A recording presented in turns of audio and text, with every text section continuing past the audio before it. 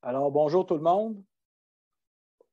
Lors de la séance spéciale du 17 mai dernier, où j'ai présenté le rapport du maire sur les faits saillants de 2020, j'en ai simplement tiré les grandes lignes et je vous ai mentionné à ce moment-là que je referais un enregistrement avec la lecture détaillée du rapport pour 2020. Alors aujourd'hui, mercredi le 19 mai, je vous présente ce rapport-là en détail.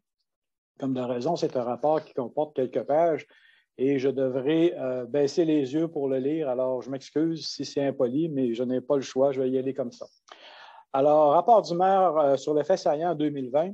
J'ai le plaisir de vous présenter mon rapport sur les faits saillants du rapport financier 2020 de la Ville, et ce, conformément aux dispositions de l'article 105.2.2 de la Loi des cités et villes. Au niveau des investissements, des travaux en immobilisation d'un montant de 3 132 440 $ ont été réalisés en 2020, dont les principaux éléments sont travaux de remplacement de ponceaux, de pulvérisation et de pose d'un nouveau revêtement bitumineux sur le rang de la Grande Montagne pour un montant de 697 147 $, dont une subvention de 390 694 $ du gouvernement du Québec.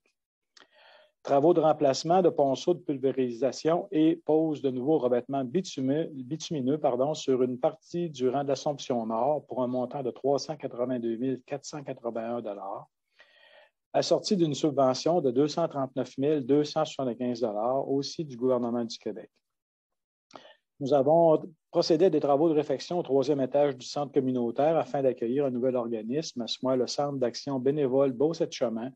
Le coût de ces travaux-là s'est élevé à 256 002 $. Nous avons procédé au remplacement du tamis sur les pressoirs rotatifs au Centre régional du traitement des boues d'une valeur de 68 831 $.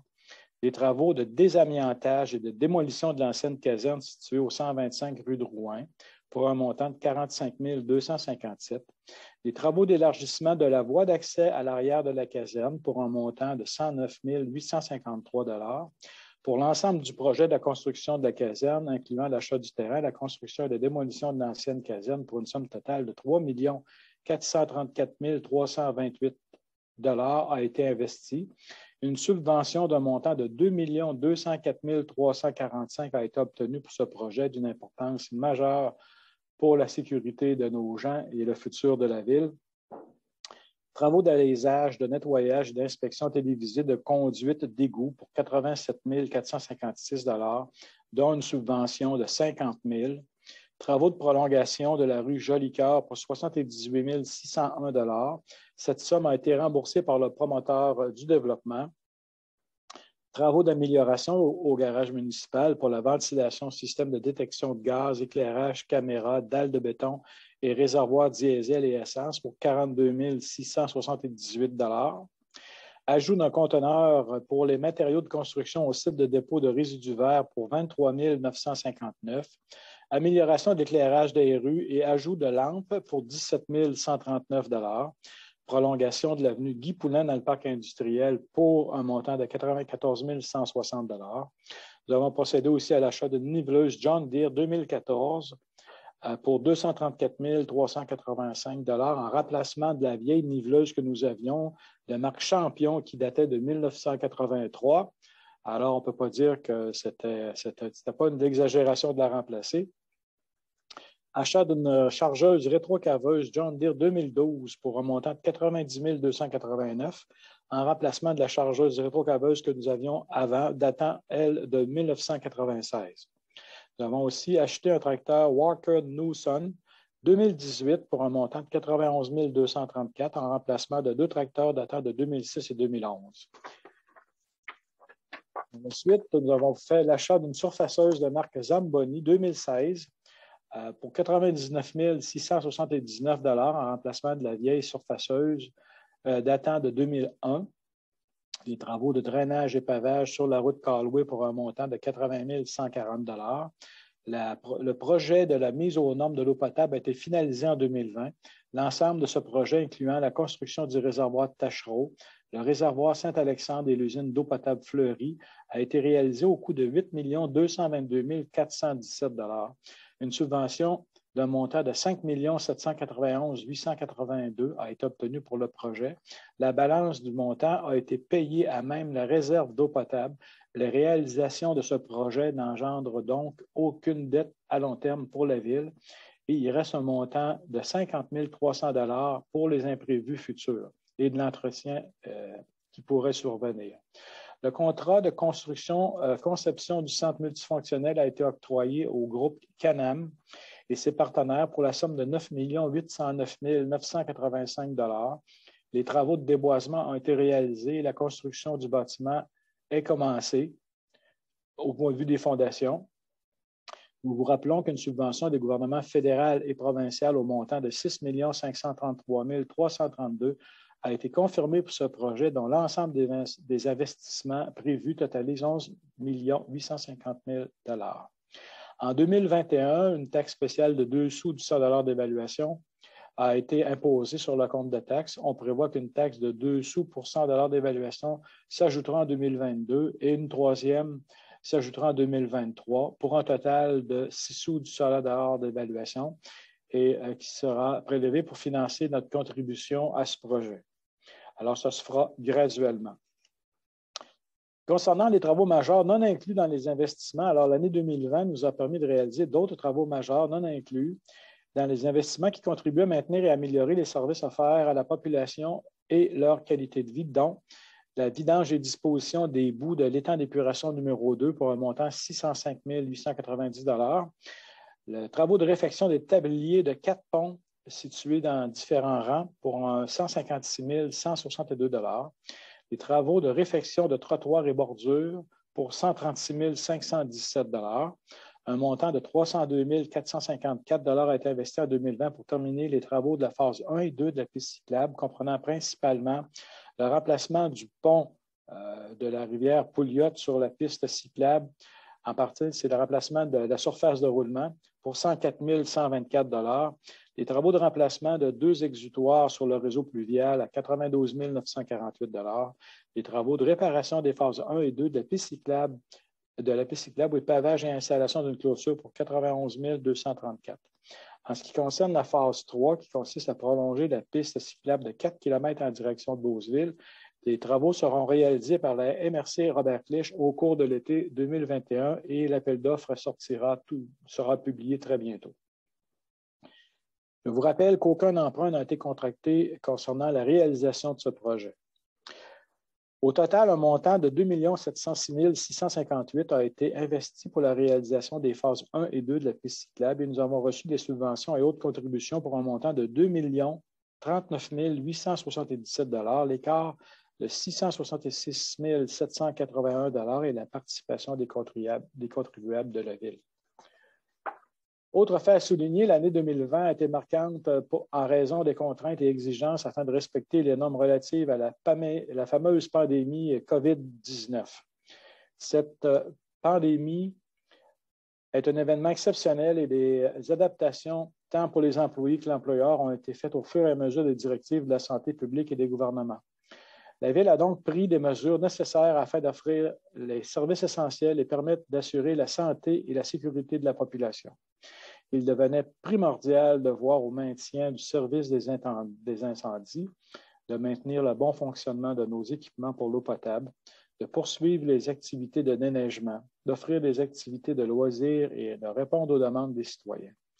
Les mesures sanitaires nécessaires ont donc été imposées afin de s'assurer de la santé et sécurité des employés de la Ville et qui permettent aussi le maintien des services et de leur qualité. Les édifices municipaux ont été fermés et le télétravail a été rapidement organisé.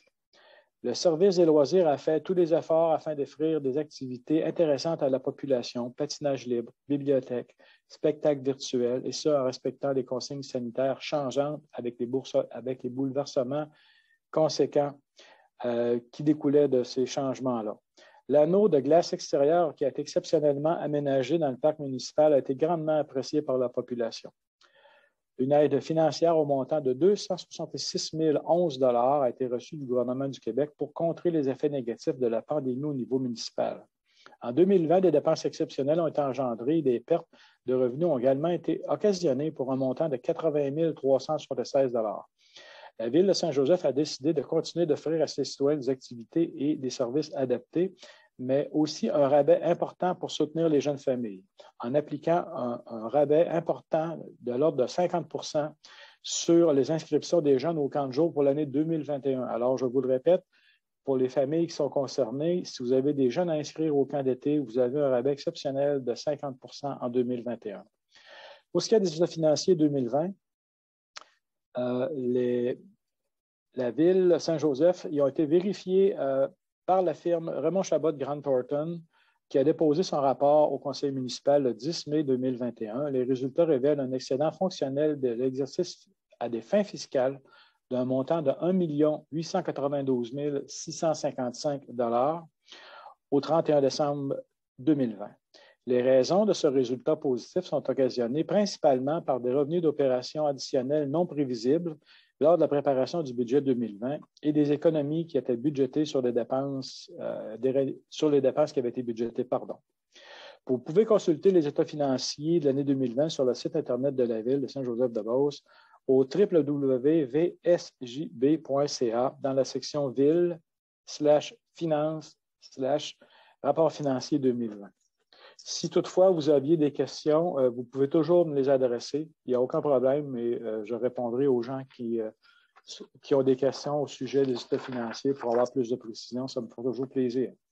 Endettement à long terme total net de notre ville en date du 31 décembre 2020 était de 13 233,52 $, ce qui inclut l'ensemble des emprunts à la charge de la ville pour une augmentation totale de 334 056 $ pendant que la Ville a augmenté ses actifs immobiliers de 3 132 440 $.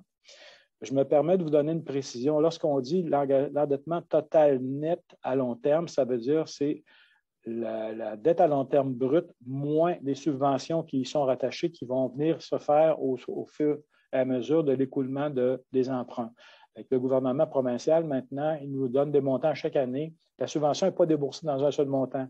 Elle est échelonnée de même façon que l'emprunt est échelonné dans le temps, alors ça se diminue, ça s'amortit au fil des années. C'est pour ça qu'on a un net qui tient compte des subventions à venir. Alors, conclusion, administrer une ville au 21e siècle est de plus en plus complexe. Ça, je peux vous le garantir. Il faut se rappeler qu'une ville est une création du gouvernement provincial et est donc soumise au respect d'une panoplie de règlements émanant de divers ministères provinciaux. Ajoutez à cela une pandémie et des mesures sanitaires très restrictives et variables, et vous obtenez une situation qui exige le meilleur de la part de nos ressources humaines. Je profite donc de l'occasion pour les remercier chaleureusement et sincèrement de leur implication, de leur professionnalisme et de leur dévouement envers la Ville et ses citoyens. De son côté, le Conseil de Ville garde le focus sur la mission telle qu'il l'a établie lors de l'élection de 2017, soit que notre ville soit un milieu de vie stimulant, attrayant et sécuritaire, qu'elle se développe dans le respect des citoyens et de l'environnement, qu'elle s'épanouisse tant au niveau économique et social qu'au niveau historique et traditionnel, et le tout en pleine conscience des besoins exprimés par les citoyens et de leurs capacités financières. Les 6 conseillers et conseillères et moi-même travaillons continuellement en gardant en tête l'atteinte de ces objectifs toujours présente à chacune des réunions que nous faisons. Alors, ça fait le tour du rapport du maire pour l'activité, c'est tout ce qui s'est passé en 2020. Je vous remercie d'avoir pris le temps d'écouter cette présentation-là et je vous réitère que pour toute question, vous pouvez vous adresser à moi ou à toute autre personne de la Ville en passant par le numéro central au 418-397-4358 ou sur info@vsjb.ca pour poser vos questions et il n'y a aucune question qui ne sera pas répondue. Alors, merci beaucoup et bonne fin de journée.